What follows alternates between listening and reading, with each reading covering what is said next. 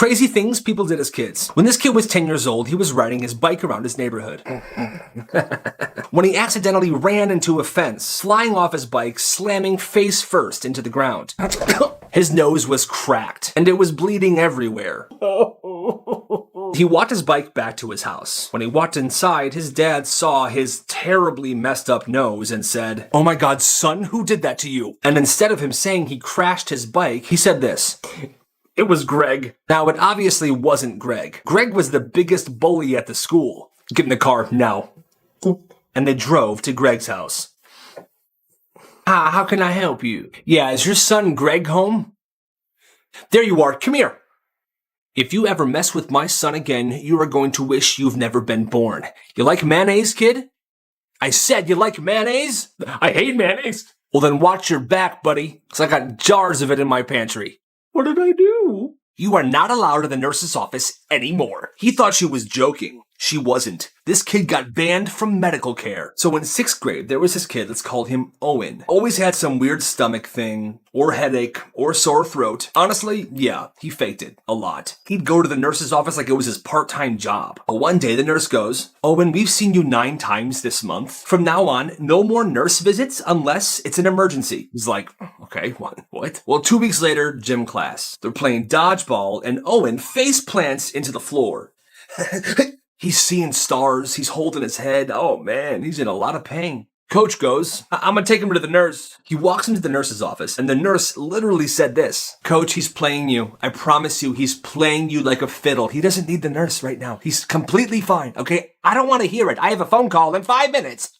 Okay. So for sure, the nurse was being 1000% out of line there. Super dangerous. Anyway, Coach takes Owen back to the gym. "How you feeling, buddy? You okay?" Well, now Owen's slurring his words like, "I'm fine. I think I just need a nap." Eventually, the coach freaks out. He doesn't even want to deal with the nurse anymore. "You guys just sit in the bleachers for the rest of class, okay? I'm taking him to the hospital." He leaves the rest of the class there in the gym, and he drives this kid to the hospital himself. Turns out, Owen actually had a mild concussion, and the coach doesn't take this lightly. He brings it up to the school board. The school board is now in panic mode. The nurse is being investigated. Owen is no longer banned from the nurse's office. This could have very well been a lawsuit. Owen fully recovered. But you know him, once he realized the nurse ban was off, he was still in there multiple times a week just to skip class. What are you gonna do? What are you gonna do? This teacher probably shouldn't be teaching. In kindergarten, it was right before recess, and the teacher said, "All right, class, you're only allowed to go outside if you can tell me a word that begins with the letter E. Steven, we're gonna start with you." Okay, letter E. I. No, that's wrong, Steven. No, it's not. I starts with the letter E. No, I starts with the letter I. No, I, like an I, starts with the letter E. Wrong. Think of a new word. No, miss, do you even know how to spell it? I. E-Y-E. I. Oh, excuse me? First of all, you're wrong. Second of all, you're talking back to me. You're not allowed to go outside for recess today. And now, you have to go to the principal's office. My name is Mike, and today's my first day at a new school. Oh, I forgot to mention I'm a bully, and I plan to be the biggest bully here. Are you a bully? Yeah, are you? Yeah, today's my first day. I'm Mike. Hey, I'm Chad. Nice to meet you, man. So, who's easy pickings around here? I love to bully that guy.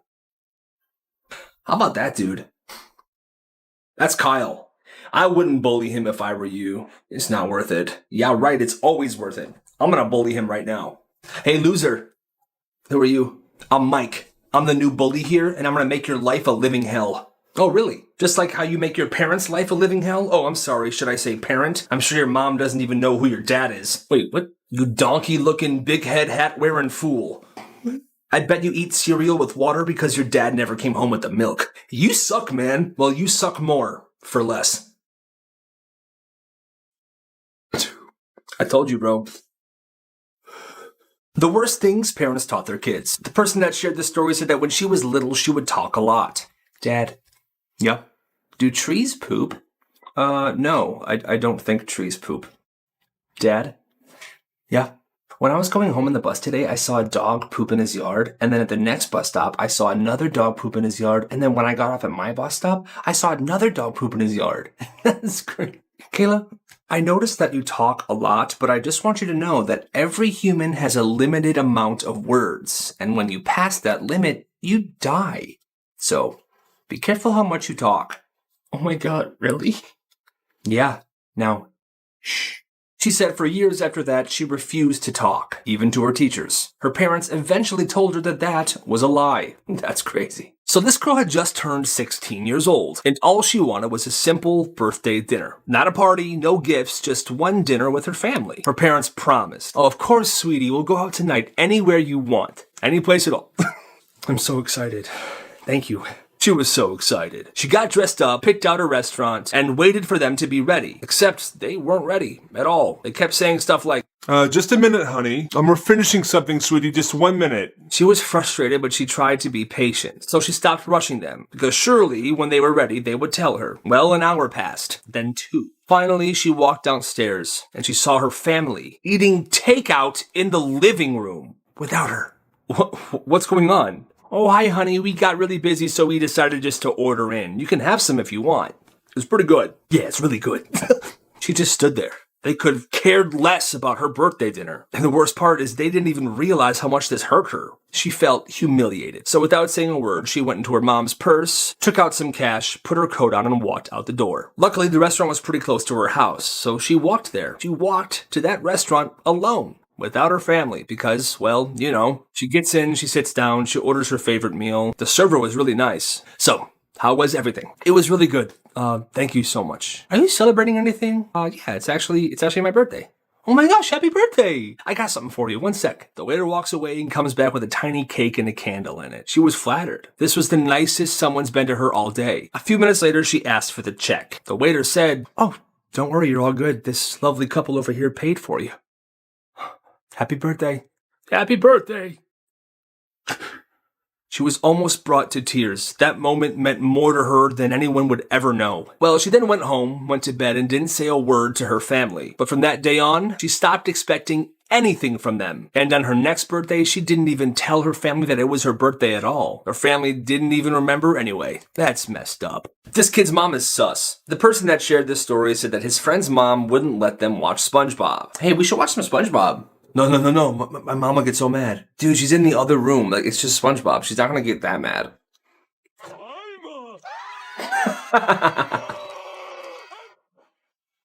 They're watching SpongeBob.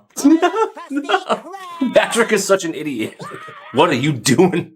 Oh my god, Mom, I'm so sorry. I'm so sorry. We're just watching SpongeBob. It's not a big deal. SpongeBob is not allowed in our house. Kyle, go home now. Now. Okay. And you, get upstairs right now. Bring your Bible and the rosary. I'll meet you there in 5 minutes. Yes, ma'am. Dear God.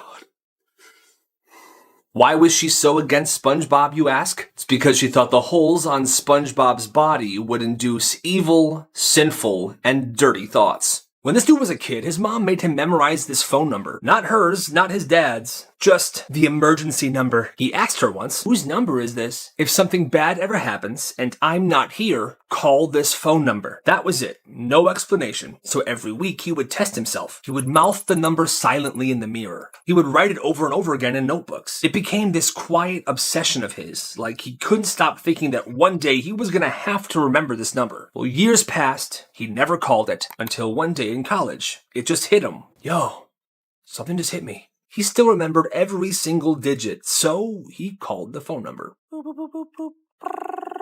Big Dan's Pizza and Wings. Hello? I said Big Dan's Pizza and Wings. It was a pizza place. So he called his mom. He told her that he finally called that one phone number. And all she had to say was, "Oh, that place is still open. We loved their salad." Like, what does that even mean? When this kid was in 8th grade, he put Shrek's face on a dollar bill and photocopied it. He made tons of copies. He would cut them out and bring them to school. And kids in lower grades were coming up to him asking if they could buy one Shrek buck for $1. And business was absolutely booming. He was making hundreds and hundreds of dollars. And Shrek bucks became the new school currency. Students would trade their Shrek bucks for food, for services, stuff like that. Well, eventually the school caught on to what he was doing and he was shut down and suspended. They took everyone's Shrek bucks and destroyed them. When he got back to school after his suspension, he found 5 Shrek bucks in his backpack. He pulled them out to show a few of his friends. Well, when people saw this, they lost their minds. And secret bidding wars happened. One kid whose parents were super rich gave him $300 for one of the original Shrek bucks. He eventually moved schools, but in total, he made over $1,000. One day, this kid found out that he could make a perfect dolphin noise. His parents and his siblings all thought it was amazing. Well, one weekend, they were on a boat on Lake Michigan. It was one of those tourist boats. They paid like $10 each to go for a nice ride. Well, while they were on the boat, the kids started doing the dolphin noises. What was that? Even the ship captain came out. Attention everyone, am I going crazy or did I hear dolphins? The rest of the boat trip, people were very confused. Because there are no dolphins in lakes. Pretty crazy about the dolphins, huh? This is a lake. Why did we hear dolphins? That's insane. Anyway, have a good one, okay? Yeah, you too. Idiots. So this one teacher had this one rule, okay? If you were late to class, you had to write an apology letter. Didn't matter why you were late. Didn't matter if it was the weather. Didn't matter if it was the bus. She would say this: we all have obstacles. You guys must learn accountability. So every time a kid came in, even a minute late, grab a sheet, write the letter. Some kids tried to explain to her, but she would never hear it. One day this kid shows up, completely out of breath. His backpack is half unzipped. Sorry, my bus was late. She cuts him off. That's not an excuse. Write the letter. So he walks to the back, he grabs a sheet, and he starts writing. But you see, he didn't write a normal letter. When he was done writing, the class was doing some free work, and he went into the hallway because he saw the assistant principal out there. Hey, Mrs. Stevens, come on in here. I want to show you what I've been working on. Sure thing. All right. Sneaky little guy. All right, so she comes into the room. Okay, I have that letter for you. Okay, give it to me. Oh, Mrs. Stevens, hi. What are you doing in here? Oh, I just want to see what he's been working on. Okay, I'll take that letter. Actually, no, I think I'm going to read it out loud. And he did. With the assistant principal in the room. This was the letter. Dear Mrs. F., I'm sorry the school district didn't consult you before scheduling my bus. I'm sorry the driver had the audacity to follow traffic laws instead of your syllabus. And I'm sorry gravity slowed me down while running from the sidewalk to your classroom. Next time I'll try teleporting. Sincerely, a student who was literally on time until life happened. The class loved this, obviously. The assistant principal was like, she made you write that? After that, everything spilled. The school learned that this teacher was making students write apology letters when they were late, even if it was something completely out of their control. After that day, she never made them do that ever again. One day, this kid came to middle school with pink eye. He didn't really tell anybody about it, because if the school knew he had pink eye, they would make him stay home. Well, this was right around the time where classes were having some of their biggest tests of the year, and students were getting stressed out. Oh, dude, I couldn't study at all this week. I'm gonna fail this test. Like, it's bad. I tried my best. Hopefully I passed, but you know. What's wrong with your eye, dude? I have pink eye. Oh my god, you have pink eye? Why are you here? Because they're serving chicken nuggets at lunch today. I can't miss that. Dude, if you give me pink eye right now, I'll have it by tomorrow and I won't be able to take the test. Gives me more time. Dude, all right. $10. Okay, here. All right, you ready? Go for it. Okay. Well, word spread, and that day, this dude made $350. The school got pretty suspicious why tons and tons of students had pink eye at the same time. They couldn't really pin it on anybody. And it was a win-win. This kid made some good money, and tons of students were able to pass their tests because they had more time to study. What you gonna do about it, huh? This school had a policy. No fighting back. Didn't matter who started it. If you defended yourself, you were just as guilty. So this kid's at recess. Suddenly, a group of kids grabs him, and one of them just starts beating on him. You're a freaking loser, man. It was kind of during winter time, so this kid had puffy gloves and a jacket on. It wasn't too bad, but it still hurt. Well, what does this guy do? He kicks the bully off of him and gets up. Instantly, the both of them get sent to the office. And what's the verdict? Well, you both used violence. He was hitting me. Just because you're a loser. Doesn't matter. You still retaliated. You're just as guilty. The same year, a different kid gets suspended for doing the exact same thing. So he asks the school, what am I supposed to do? Just sit there and take it? The school goes, no, you use your words. Oh, right, because what? What are you going to say? Oh, excuse me. I want to kindly ask you to stop punching me in the face, please. Give me an absolute break.